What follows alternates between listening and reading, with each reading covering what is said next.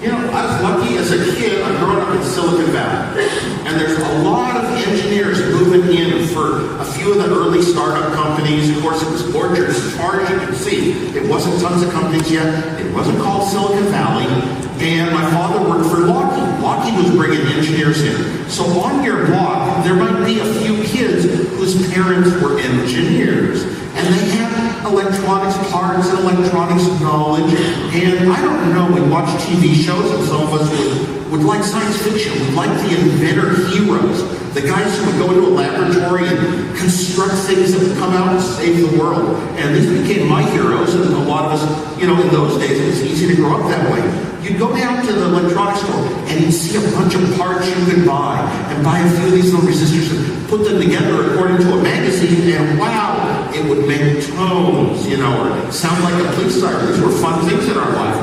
And then we kids would we would actually do gardening of the neighbors' houses. And instead of being paid in cash, we'd say, "Can we look at your parts?" And they'd go in their garage and pull out mayonnaise jars full of little electronic parts, and we'd pick out the ones. Oh wow, here's a really cool little potentiometer dial, you know, and that's what we get paid with. We actually got some wire from a phone guy, and we ran the wire down the fence between the houses. 4 houses down to me, across the street on the light poles to another friend, all the way up the block to another guy. And then we tapped in, we bought parts where we had little microphones in our room. We built our own house-to-house intercom. Were we told to do this by parents? Were we given circuits or methods to do it? No. Figured out the methods ourselves. That's one of the real big advantages. One of the real big steps towards being an innovator is the things that you've had to sit down and figure out that you didn't really know. Maybe search for a bunch of guides or try something, see if it works. So we built our own little house-to-house intercom system, and the parents never saw it. They never used it. But that was those were big times in life. I mean, easy to grow up in electronics. I got such an early start because I was really good at math and science. Top student, winning the awards at my schools and all that. Well, you combine that kind of academic knowledge with electronics fun, and in elementary school, I had a ham radio license. You have to study all the formulas and circuitry of analog days. We live in a digital world now. You often hear that what was before digital? It was analog. Analog was things like waves for the sound that you hear on your phone. It's just, and to build devices, electronic devices, you had to do all sorts of calculations and formulas for how parts would work, and you had to get up the differential calculus to design good circuits that would keep the volume right. Those were very heavy-duty calculation days. Here comes digital. I was part of changing things that used to be analog, like color television, into a way to do it digitally, because in the end, the parts in digital are coming down and it costs so much, they're getting cheaper. So that was part of my life, I fell in love with this digital world. No books, no teachers, no other friends who did it, nobody understood it. I know I was about 10 years old, and I was building digital devices with hundreds and hundreds of little transistors. Every transistor was a digital thinking circuit, kind of like a light switch, only smarter, and hundreds of them, and it would play tic-tac-toe. The person would flip a switch in one square of tic-tac-toe, and a light would come on, because the computer would think out in a different direction. But it wasn't really a computer. It was just a hardware device that knew all the formulas of switches and which light should turn on according to those. And every little formula was a rule, and it was a little circuit with about 5 little pieces that I soldered together myself. And I had no idea, I didn't see this in any book. I didn't copy any formula.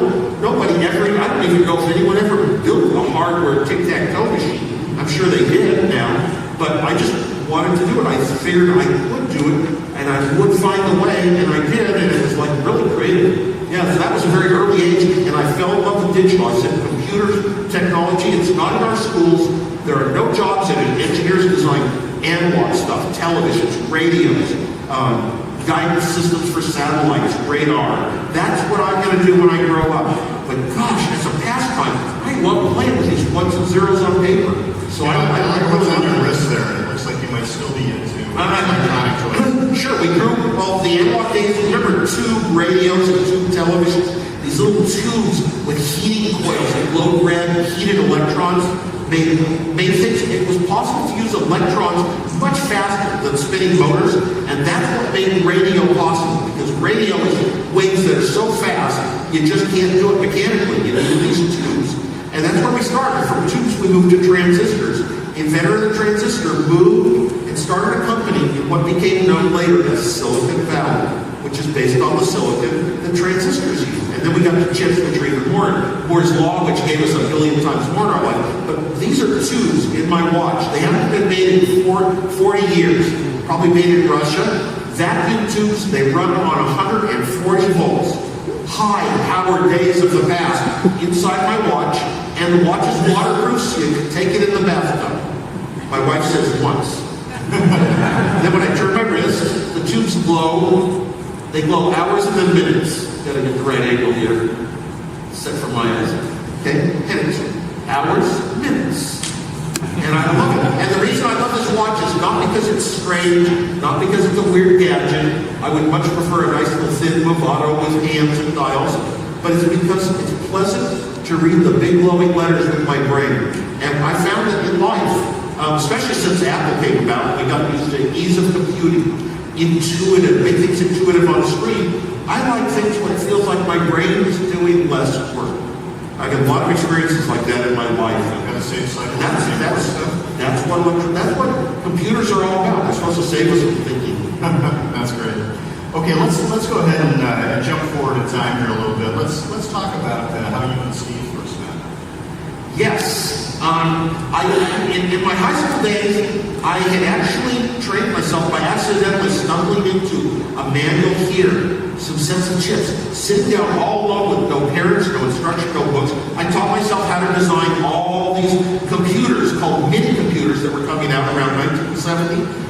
Computers from Hewlett-Packard, computers from Varian, computers from Digital Equipment, computers from Dan General, lots of other companies. And I taught myself, I loved it so much. Never thought I would do it as a job, but I loved it. I got to where I could design any computer in about 2 days. I did it over and over and over. Repetition is really the key to anything. And it was just a hobby. On paper. So I did it with my time. On paper. I could never afford a chip to build one. Later, after a couple years of college, and by the way, Introduction to Computers was a graduate level course back then. I got an A+ in it and wrote so many programs out. I kind of got in trouble for computer abuse. I ran our class 5 times over budget.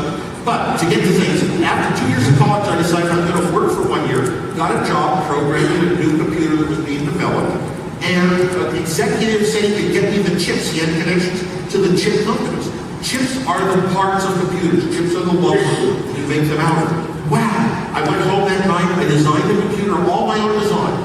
No other, not copying some existing computer. And you got the chips. I built this thing up. It had front panels with all the switches and lights that geek you out. And I built it up, and it was great. But the guy who was building it said, you've got to meet this other guy from our high school, Steve Jobs. Because Steve Jobs is into this digital electronics that kind of nobody in school knows about. And he also likes playing pranks. And I was a big funster, prankster. You know, humor to me was a big deal in life. So I met Steve. We sized each other up. You know, what pranks we had played was how we started.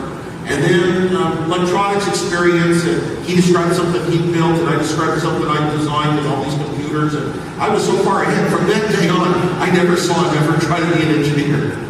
But I think it was like I was his engineering source. But he had all these ideas about the world. He was very counterculture. More like he was going to live that life where you have almost no money, you carry a little bag of seeds, you get by on nothing. It's a phase a lot of people go through to find out who they are in life. And Steve did not have a place. In those days, he was looking for his place in life.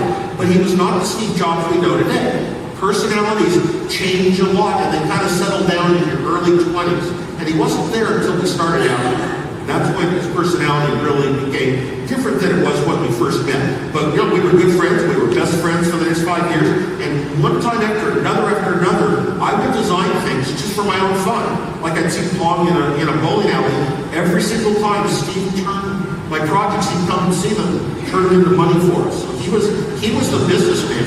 And we're the right city for that, right? The money city. Well, Steve had a job selling surplus electronic parts. What that means is big companies have extra parts that they didn't use and making some line of equipment, and they sell them to these stores. The stores have bins and bins of the various potentiometer dials, transistors, resistors, that sort of thing. Little switches. And Steve knew how to buy a switch for 1 cent that was worth $10, for selling. So he was always looking that way. And I thought, well, how can you buy it for 1 cent and sell it for $10? He says, well, they don't care. They don't know. That's what it's worth to them. So his thinking was a little different than mine in those early days. And he was really good at sales. So how did that lead into deciding to start Apple? Yes. Steve was basically thinking, how can you make little individual pieces of money? But he did talk about the famous, important people in the world, the Shakespeares and all that. Like he wanted to be there, but he was searching for the route to do it. Now, there came a point in time where I had built a terminal, which Stephen sold for both of us, got us both some money. A root terminal. The early days of the internet was called the ARPANET. It connected about 8 colleges in the United States. That's all. You could log on with a big teletype mechanical printing machine and see a list of the colleges print out. And you could select 4 for MIT, and you could log into MIT as a guest. Click 2 for guest. And then you could actually run programs. You could actually visit and see files and have them print out for you on your teletype. Who could afford a teletype? It cost as much as a car or two. And video terminals were unheard of for humans because they were unbelievably expensive, if at all. So I built up my own little device. The only way I could get something for free, my television that I owned, a keyboard I bought, and a bunch of chips from Hewlett Packard where I worked on calculator designs. And I built this thing up that I could type and get to the internet and all that. Well, a club started up while Steve was up in Oregon going to school. And in this club, we had all these people talking about the world was going to change. People were going to be able to type a message into their little phone-push computer, and it was going to talk over a phone line, a modem. Send very slow speeds and put their message on another big computer. And then over an hour, 100 people could dial into the big computer and read the message. This was a dream that inspired all of us. 100 people doesn't sound like anything today. Send a message today, a tweet, 1 million people might read it. But these were starting ideas of how the world was going to change. Kids were going to get corrected on their homework instantly instead of having to wait a day. My education, they were going to use 100% of their brain instead of just 10%. And to tell you the truth, it scared me because I thought all these young kids are going to be smarter than me, we adults. And these academicians from Stanford, from Berkeley, were taking these strong pro-people explanations of how the young guy who knew how to use a computer was going to take it into his big company like Avaya and feed all the company's financial data in and write a program that calculated out what the company should do. And he would do it better than their $1 million computers. And I love the idea of the little guy who had no importance in the world being as important as the $1 million computers and the CFO of the company. I mean, it wasn't really that easy in that way, but the little guy having his own machine was so important. That's why I designed my computer. I turned my terminal that could talk to a computer across the country. I turned it into a computer of its own. You type into it, and it would type out on my TV set. And it could run programs. And I thought out all the right steps. This was really the forerunner of personal computers because I figured out the formula. Make the display cost nothing by using your home television. That meant you had to output video data in home television format, which was very different. It was not really computers in those days. Even if they talked to a video terminal, they just sent character at a time on one of those serial buses, like over a modem to another computer display, and it would pop up on the display. But the display wasn't one and the same with the computer. I brought them together and merged them to save parts because I was a really good designer and I believed in simplifying everything. So now I have the formula for a personal computer. Everyone who saw it, everything that happened in personal computers was really going to happen from that day. Steve Jobs came back from Oregon because we're talking about how did we start out. He saw it at the club. I showed it at a club meeting. He hadn't been going to this club because he was up in Oregon. And then he saw all the interest people gathering around me as I showed them how you could type in, you could enter little programs and run them and do that kind of stuff. The computer club, homebrew computer club. And Bill Gates had written the basics for the Intel microprocessors. I had used a cheaper microprocessor I could afford from NYC Technology, but it was better and faster in all my mind. And I wrote a basic for that one so I could be famous like Bill Gates. But I just wanted to, I didn't have any, by the way, I've never been taught how to write a computer language. But when you have to do it for something personal, you figure out the way. Steve Jobs saw the interest, and his idea was that we should start a company, but not a computer company. We should start a company that sells a part called the PC board for $40 to help all these people in the club build my computer. I have been passing out my schematics for free. No copyright notices, no ownership, just making the public domain. Here's how you can build a computer for yourself. That was my idea of fame. I think he thought so little like a businessman. So Steve said, start a company and build these $40 boards. I love Hewlett-Packard, my company, so much. I talk all the time now about I've got 3 companies in my heart that I love that much. Hewlett-Packard, Apple, and Avaya. Now I can have my own. I would never start a company on the side of Hewlett-Packard. So I went. I offered to them. I described what they could build for how much money. I showed them my demos of what I had already developed, and I wanted them so badly to build this project. I wanted to be valuable to the company I love, and they turned me down. They probably did a lot of thinking about it, a lot of levels of management, and they turned me down for the first of 5 times. Then the local store, there were only about 10 computer stores in the country. Every city, like New York, had a store, and Minnesota might have a store. They were just popping up in random places. There weren't very many. Empty shelves, no ongoing agreements, no prior distributors, with little kits of parts that you could build up into a computer that sort of was switches and lights. This dumb old world that I was getting away from by having a keyboard so you could type human stuff in. Well, the local store had seen my computer at the club, and they gave Steve an order for $50,000. That's 100 computers at $500 each of our Apple I computer.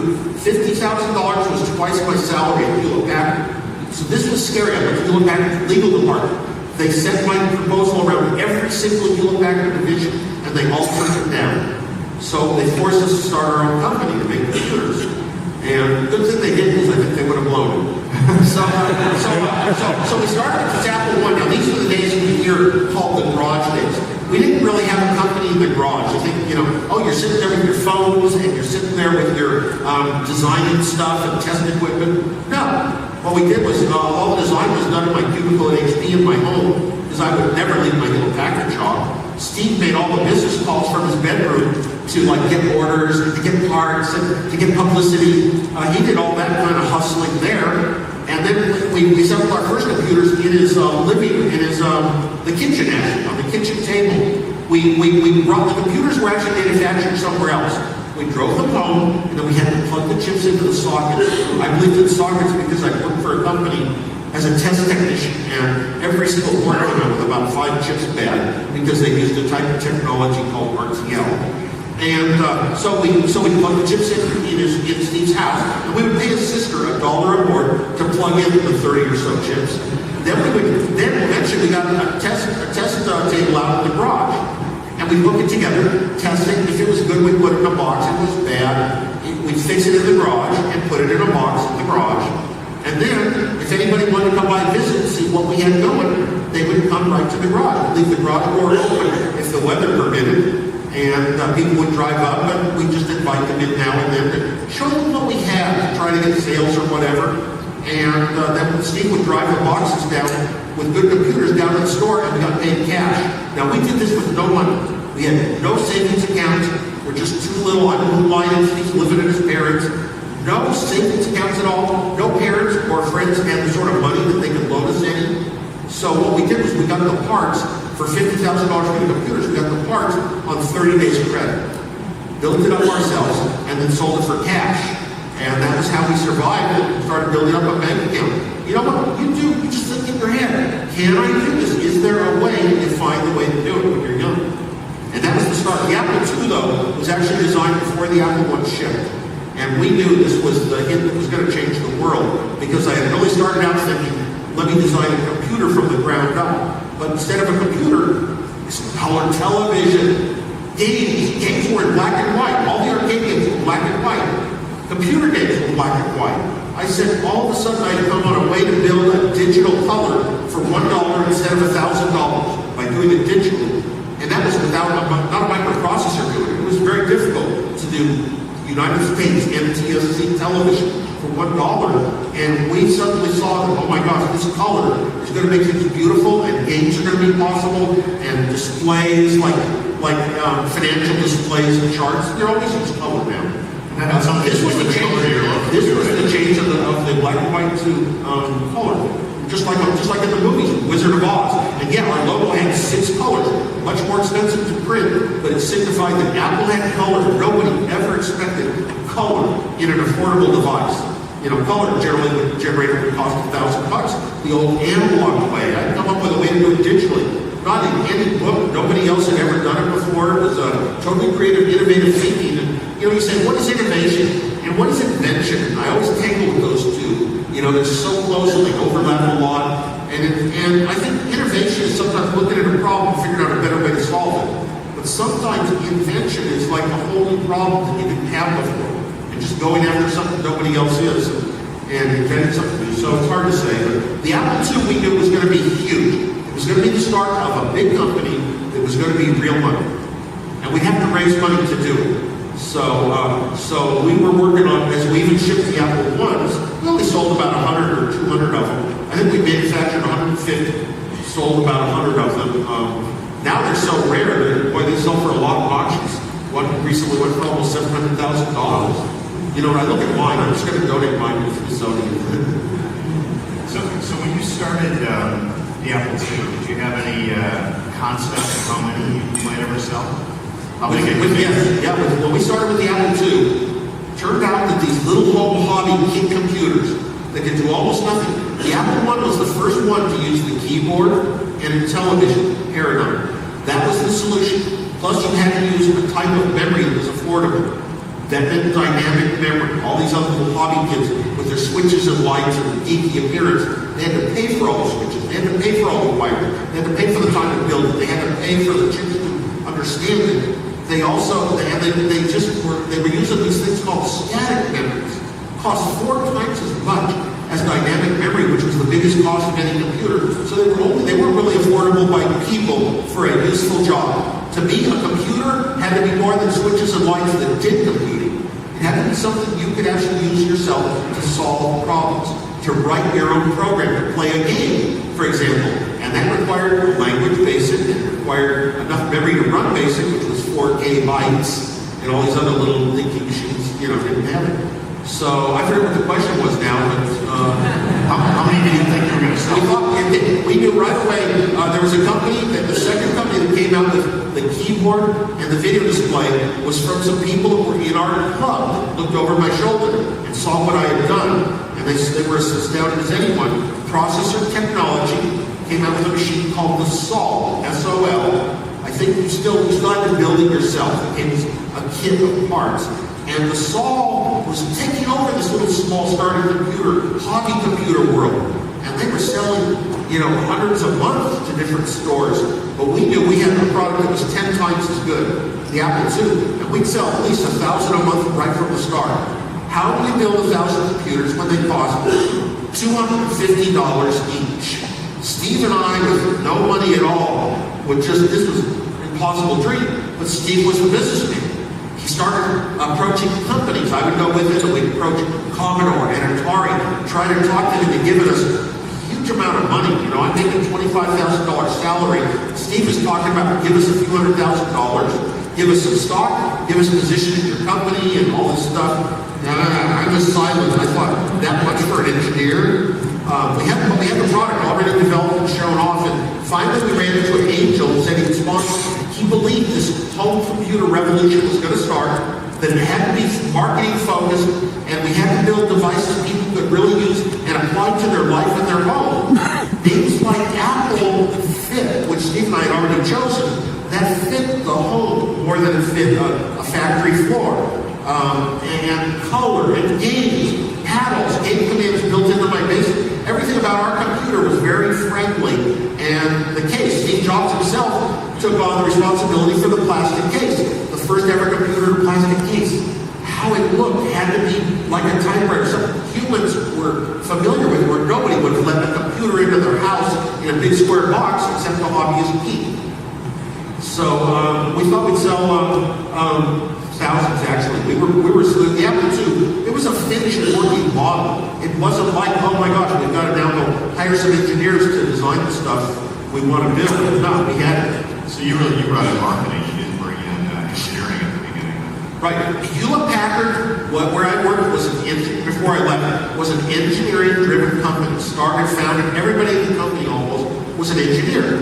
Now, the next idea products for a division usually come from the top.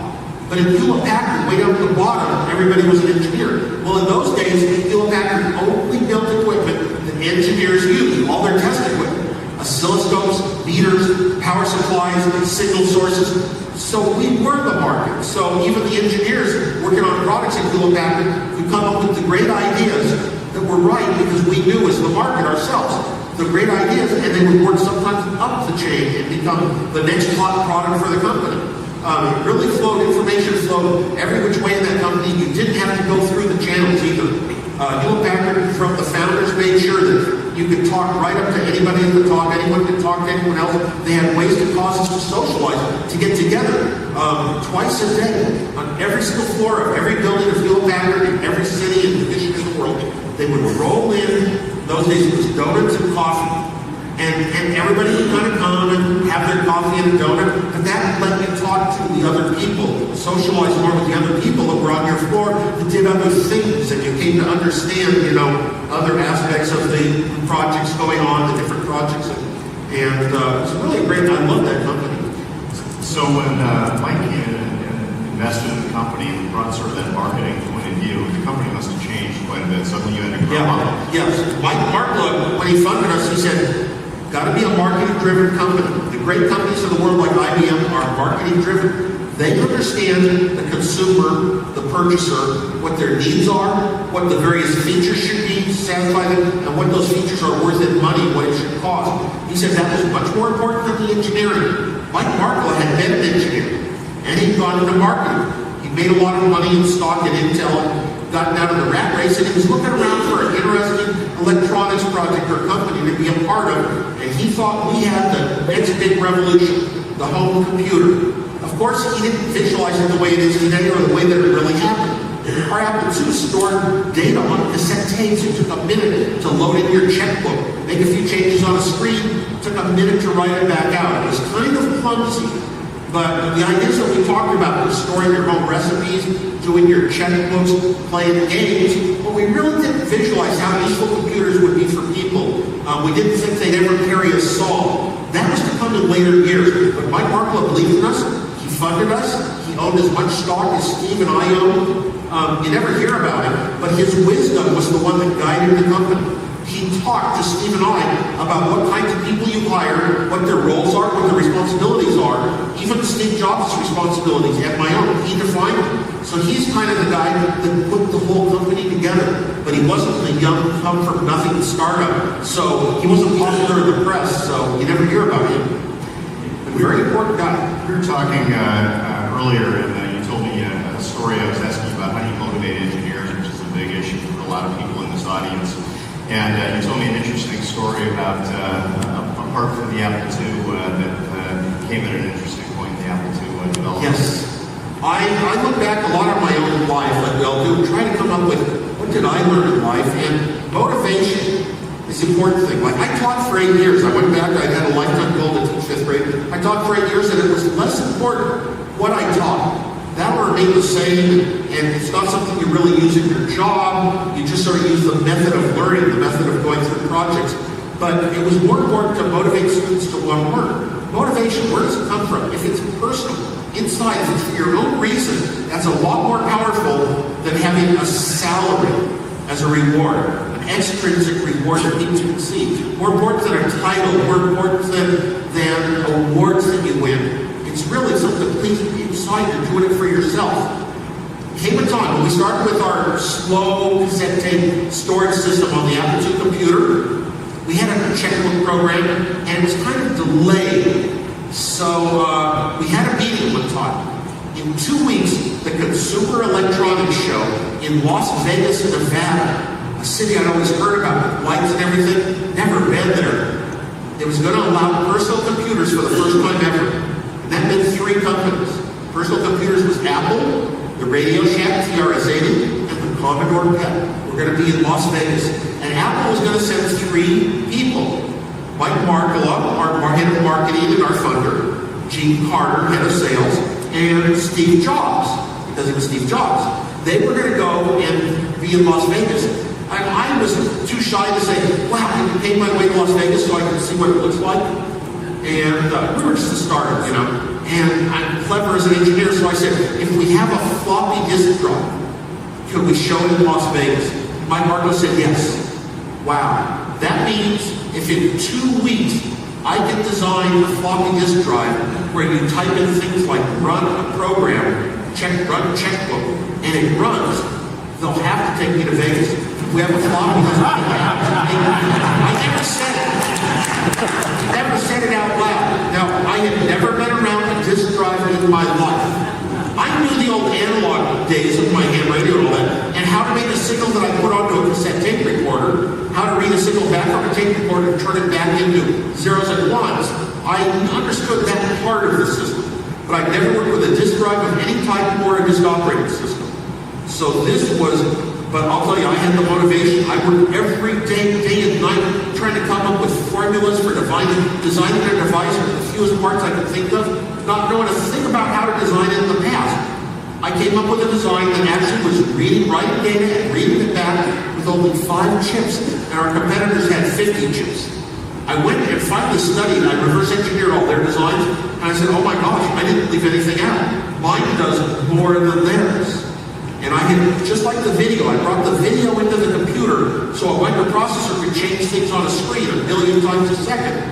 Instead of sending slow data over a wire to a video terminal, I brought the floppy disk stuff right into the computer. A little board you plugged in, programs you wrote right on the computer could change, make the floppy disk work. But actually in later years, in later months, I was able to increase the amount of data it had, and I was able to increase the speed just by writing software. That's one of the advantages when you bring things close to the processor. That's where they work the best. So this floppy disk got it done in 2 weeks. Very strange. Anybody who looks at it, how did anybody ever think of doing things this way?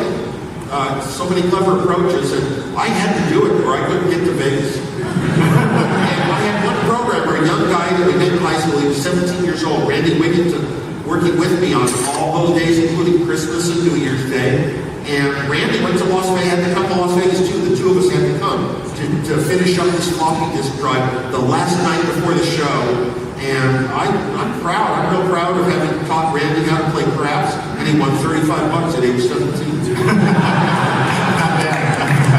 You remember things like that. Well, you know, I think about your passion. You were talking earlier about the pranks that you and Steve like to play. And I was thinking about, Via's a real leader in telecommunications and real-time collaboration industry. So I was thinking about a telecommunications story that I heard about you guys. Something about a blue box and some calls to Italy or something. Yeah, it's funny, but in that phase of life before Steve kind of found his personality, when we started Apple, he found his personality. From then on, he wasn't really the prankster. But before that, he was more into it. Well, we figured out from accidentally reading the right couple of things, not believing it, researching, finding out it was true, you could put tones into any American telephone, beep, beep, beep, beep, mixtures of tones, and make it dial calls for free anywhere in the world. Whoa. And, the telephone company probably thought nobody's going to be able to build tone generators of this type with 2 tones in it once. It's a very difficult project for a person. It's analog days. And I didn't want digitally, it worked. We could make calls. We figured out how to do the United States. We got some advice from famous phone freaks, how to make international calls. And we would try to sell these things to students in the dorms in Berkeley. So, this is funny, because we go to them, the dorms, and we go up to the 2nd floor, go down, knock up some doors, and if somebody opened it, and if they look cool, they say, no, he's not here. If they look really cool, we say, the guy that makes the free phone calls. And I said, what? He says, yeah, he has a device like a blue box. And if they sound like they're really cool and interested in it, okay, that's safe. You're not going to get arrested. And then we would say, tell you what, if we found a really cool guy, we pull the blue box out of our coat and say, we'll do a demo tonight at 7. And everyone that knows somebody in a foreign country. And because I built a device and knew all its characteristics, I would be the one telling the phone freak stories. I was very shy, but I really came out when I came out. And I would be dialing calls all over the world, making reservations at hotels in Paris. You know, I always had forced them to have an amplifier, and I made sure that every single time I did one of these demos, the call was recorded on a tape recorder. Steve Jobs and I never kept the tapes. It was for the people. Every time we did a demo, we sold a loot box. One time, late at night, you know, it was like midnight, something, or I don't forget what time it was, but we go into some guy's dorm room. We're sitting down on the dark floor by his phone, and I dialed Italy, and I asked for Rome in Rome. I asked for the Vatican, and I said, this is Henry Kissinger with Richard Nixon at the summit meeting in Moscow, and we'd like to talk to the Pope. And the lady that answered said, oh, it's only 5:30 in the morning here, you know. I said, okay, I'll call back in an hour. So an hour I called back, and I'd like to talk to the Pope, Henry Kissinger. I started using the accent, so I sounded a little more like some guy that might be Henry Kissinger. And we got up to the bishop who was going to be the translator, and he said he'd just spoken to Henry Kissinger. But I joke about it now, and friends say that I was calling to make a confession. I like that. You had a rich history of experiences, and a lot of us would like to know the answer, what you consider your greatest accomplishment, whether it was co-founding of Apple, being awarded the National Medal of Technology by the President, or perhaps learning to tango on Dancing with the Stars. You know, starting Apple Computer as a company has meant a lot in our lives, is a huge thing. And yet, to me, I was the pure engineer. And the engineering job that I did of finding the engineering formulas to making the personal computer paradigm, what would work. Apple, and putting Apple, of course, years above them, years ahead, still meant that creating the technology that eventually the world would have. So engineering the Apple II, I always put down number one, because when I go back, I have in my head, I never even talked about it at the time, I thought I was just like every other great engineer, knew how to come up with clever ideas to save parts. When I go back, how did I think of doing this thing that turned out to be so important for the world? Combining the video memory with the processor memory, using the video counters for American televisions, and sharing their use to be the what's called the refresh counters for the dynamic memory. Everything I did that made it so incredibly small, so fast. Thinking of all the little game aspects and how to do the color with almost no cost at all. That one always comes out number one. So how did the Macintosh come about? The Macintosh, okay, a guy named Jeff Raskin joined Apple. This is very important. Jeff Raskin brought the ideas to Steve and I. The first time we met him, I mean, I remember right where we were sitting, garage door open, we were sitting on 3 chairs together, and he was telling us, when you build a computer expert can use it. But if you build a computer with, put in a lot of your own work and your own software, you can make it so easy that somebody who almost knows nothing about computers at all can walk up and be quickly taught or figured out on their own how to use it. And that's what we should do. So he really brought that thinking into Apple. He said that the signs of a good computer that anybody can use, not just an expert, you don't have to have a manual, or you have to have a very small manual. And he joined Apple and headed up our manual department, our publications department, for a long time, because the manual writers, when they came to something that was hard to think out the words to describe, they worked with the engineers and get the engineers to do things in a different way that was easier to describe. So they were a very key part of engineering in Apple, and Jeff Raskin headed that group. Now, Jeff Raskin took us down to Xerox PARC Center, where they had some of these new machines called GUI machines. Windows on a screen, mouses, ways to bring up menus and make selections. And they had a bunch of very clear people design this stuff. And almost nobody got in, but we gave them a lot of Apple stock, and they let us come in and see what they had. And I was in that group that visited Xerox PARC. Steve Jobs saw that they were building a machine that would cost $50,000. Not a personal computer. That's $100,000 of today's dollars. Steve said right away, we'll do what Woz did with computers. We're going to make this thing, instead of $50,000, we'll make it for $2,000, $1,000. That's what we're good at. We're going to bring it to the masses, make it low cost. And he had this goal, but it was really too early in time. It wasn't quite the right point in time. So we started building a computer called the Lisa.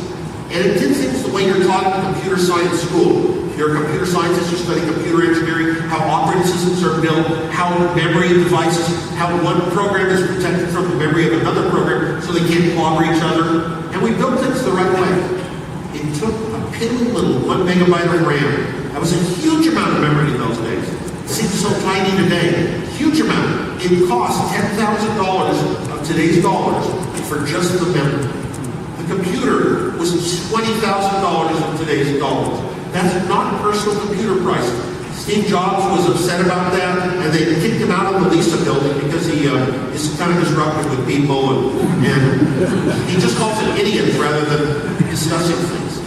Okay, this was done the real computer way, and that's what it would cost, $20,000. So he went over and he took over our Macintosh group where I worked. Jeff Raskin was running it now. The computer was going to be so simple and low cost and truly different in the world. Well, Steve, I had an airplane crash, so I was in the hospital, I think, when Steve actually took it over from Jeff, and he said Jeff had some crazy ideas. He was going to build computers like nothing anybody had ever heard of. Jeff was probably the brightest person that ever worked at Apple, but Steve took it over from him, and he wanted to build a lower cost version of our Lisa to compete with the Lisa division that didn't like it. And that was, so he started working on doing the things that we had done, but we had the cleverest people in Apple. The hardware designer hadn't gone to college a day in his life, but he watched all my designs and studied them and became just as good as me at doing these chip production techniques. Burl Smith was his name. Well, Steve took over the group and he just got them to write software to utilize memory in every way possible and utilize it with a floppy disk to run on much less memory to cut the cost of the machine down. Plus, it came out a few years later, and it was low enough cost to call it a personal computer. It was in that price range, nowhere near as low as the ones running Microsoft DOS. The PCs were still much lower cost. And it was too early, and the Macintosh failed right away. Failed hard. Just sales went to almost nothing. Now, we still had huge revenues coming in from our Apple II, and we would for years. And that gives you a lot of time to restart. But we said the future is going to move more in the direction of the Macintosh. At this late point in time, even on our Apple IIs, we actually had the mouse and cursor systems we had done that were very nice, but they weren't as fast. We didn't have as good a processor. So the Macintosh we viewed as our future. We had to get together as a company and work hard and get a lot of companies on the outside to write software. Microsoft wrote Excel for the Macintosh before they wrote it for their own DOS machines. We had it first because we needed to somehow have software to make this Macintosh worthwhile. A computer's worth nothing without software that does a job and saves a person money. So we recovered the Macintosh, but in the meantime, Steve Jobs was out of the company. He left on his own, not fired, just removed from responsibility for the Macintosh because he wanted to do things that the board didn't think was right. And so he left and started his own company. He felt that he'd been created in this world to build computers. He hadn't really found the way. He had basically, since the Apple II, 3 failures in products. The Apple III, the Lisa, and the Mac. So he left and he started his company Next, where he was totally in control of everything. And he really matured too and became attentive to all the needs of every single division. And he was the person that pulled it together. Let me play back to the Mac for just a minute. One of the things that struck me as really interesting is you and Steve you could be renegades at times, I guess would be a good way to describe it. And there was a point in time where you had a particular advertisement that you were pretty passionate about for the Mac that the board wasn't quite so sure about. Right? The 1984 ad, I'm sure everybody in the room has probably seen it, where we showed it in the Super Bowl, and this girl was running through in a tracksuit, throwing some kind of armament at a video screen of somebody who was telling everybody that we have to all think the same and we have to all be the same. And it really gave Apple, and probably its biggest inspiration today, what does Apple stand for? What is the company culture? That ad probably is the one most key element of everything to say, we're standing for challenging how things are, challenging status quo. That's innovation. I actually have it here. Why don't we play it quick? Why don't you play the commercial, then I'll tell the story hereafter. Okay.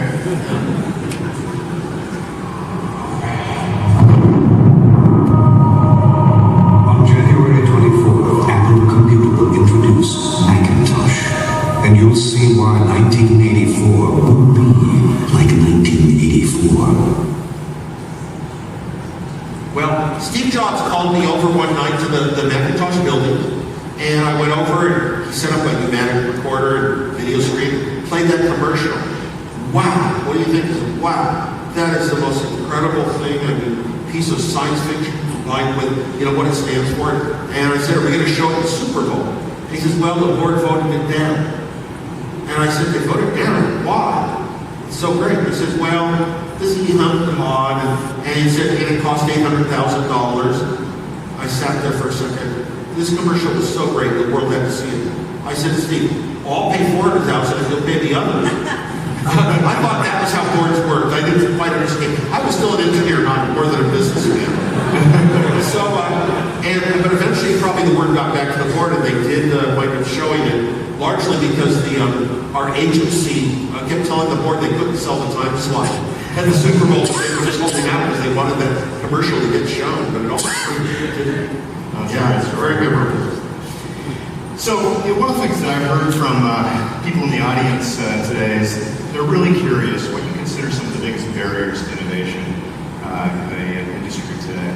Well, the biggest barrier to innovation is education.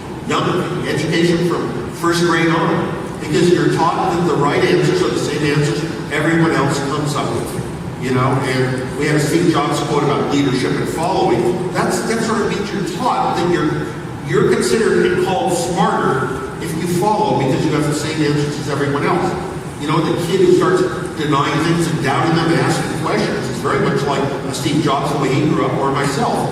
And that's the person who's called disruptive more, but they're doing more of the thinking instead of just learning. And what does it take to be a leader? So what happens is we get into a company, oh my gosh, there's all these great courses that I took in college about my discipline. And I will do things according to those rules. And you know what? It's rare. It's rare to say, no, maybe there's a different set of rules today with the resources available today and how the world works. A different way to approach the same thing on a totally different angle, and yet it will still solve the real problems people have. Sometimes the trouble is seeing what the real issue is.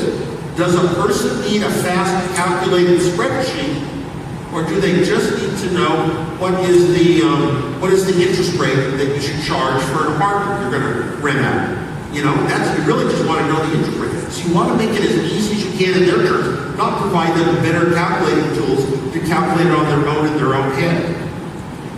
What do you think is the right age to start teaching some of that to kids? I know you spent some time teaching classes yourself, right? Difficult, because I say with teaching, the most important thing is motivate kids.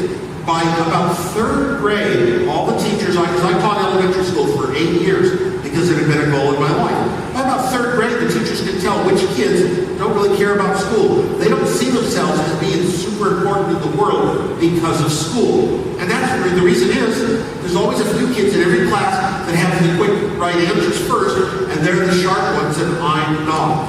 You have to go into school the same rate of presentation as every other student. You have to learn the same pages on Monday as everyone else, the same pages on Tuesday, the same on Wednesday. If you get excited about something, you're not even allowed to, go ahead, get way ahead of the class and do problems. You're just not brought up to that school works that way.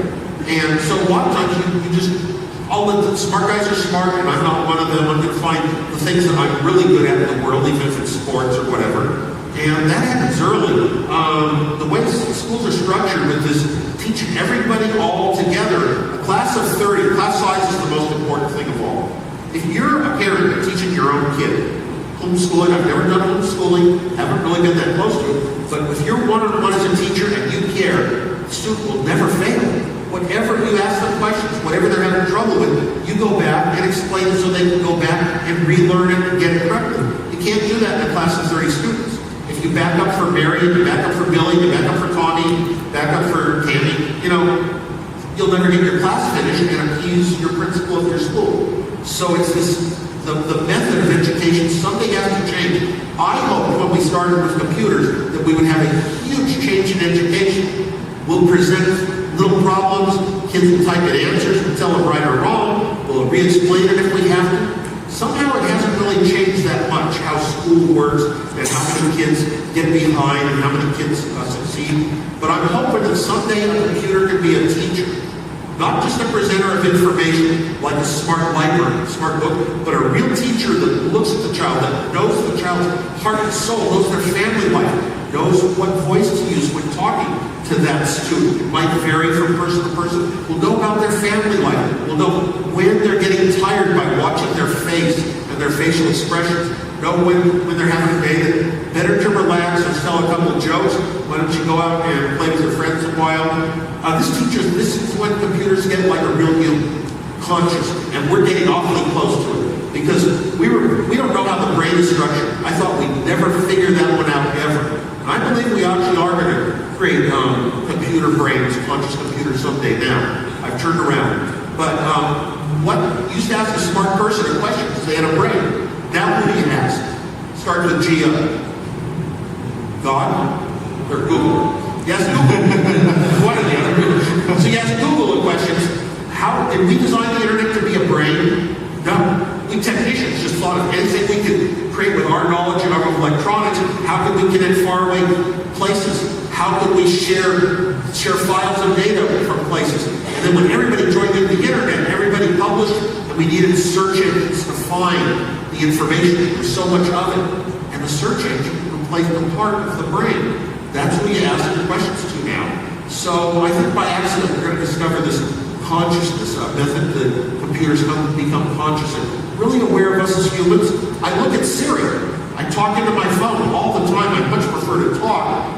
There's my little Viatag on my phone. But I much prefer to talk than to tap and follow procedures to get things done. I just like to say, text Janet, I'm on stage right now, call you later, period. And get it done. Or ask questions. What are the 5 largest lakes in California? And get a nice, easy answer. This thing's like a person when you talk to it. And that's why I really think we're going to get closer. Watson from IBM is another good example that acts like it's really listening and answering questions better and faster than people. And I'm looking forward to that world because it's easy when you don't have to think about the solution. Let me pull it back to the people in this room a little bit. We've got a lot of IT teams here that have to make decisions every day on what to purchase, how to implement it, when to roll out new technology. As you think about what you've learned about technology and learning over the years, what do you think speeds the adoption of technology for end users? Well, for one thing, timing. When you come up with a new piece of technology, if the timing isn't right, and that involves sometimes a lot of marketing, preparation, little articles about certain topics. Where are people's heads today? Has it been enough time since they went through their last big evolutionary change in the technology they use? Has there been enough time that they're ready for a new step? And then, so a lot of times it's, let's hold off on that idea, let's work on it. Work on it secretly. Let's keep it going because we'll know when the time is right. And don't just put out anything you can sell. Don't say this is good enough to sell.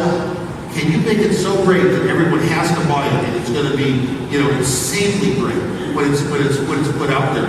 It's worth taking sometimes a second look at something before you actually market it. Only make the stuff that makes a difference. I'm doing something so different than our competitors that this is going to be, and it's something that matters money-wise to all the buyers, something that really gets to them, makes their life a lot easier, makes them accomplish more. You have to think in those good terms. Those are the steps to take. As I just started doing the same thing, but you do have to keep your money and your revenues coming in. Sure. So at this show, we talked a lot about video. Do you have any thoughts on whether the time is now for video applications? Video applications is it's been like decades of would we have video phones in our houses, and now we all have video phones in our pockets, and it's amazing how many people are actually getting into using FaceTime and whatever on occasion. I think companies, we're in a different world where it's a very mobile world, and a lot of people do their business and aren't right at the site and don't have to be there. In the old days, you'd have to get together with the other people around you working on projects to exchange your ideas and have a flow about them. And think about if you had no computer, no communication like this, how hard would it be to get things done? You'd call somebody up, and when I grew up, there were no answering machines. You'd call another person that was involved in a project, and okay, they're not in. You'd hang up, well, if they had an assistant, a secretary, then she'd take a message. But it was a very difficult times, and now we're just so used to getting quick responses and answers to everything. People like this quick little 140 character sound bites, you know. A lot of information is passed that way. So video conferencing is really, I think that's so, you see it everywhere. So I don't have to say it's important, it should happen. It's already happened. It's here, but It's really video going to mobile devices, though. it's very pleasant, very pleasant. Yeah, and the mobile devices have to participate into it because And we all have to dance and sing when it's out there. because everybody doesn't want to set their schedule and say, I want to live totally by the schedule. No, there's important things to do, and I could be in another place, another city, and I can actually do two things at once. You're multiplying your value that way, just like the way I use parts in ways that would do two things at once to multiply their value. Oh, absolutely. And I love it. I've done a lot of video conferencing myself, and it's just saved the day a lot of times. You know, being able to have that ability. I remember once though it was St. Patrick's Day, and I had to call back to my company, and there were a bunch of people from one of the Asian suppliers, and I saw the guy, and I said, "Oh my gosh, I'd like to pitch you." He was all shocked. He had no idea what it meant. I said, "Well, tell him about St. Patrick's Day." There you go. Well, Steve, listen, thank you very much for sharing your story today, great stories of innovation and great experiences that you've had in your life. We really appreciate having you here with us.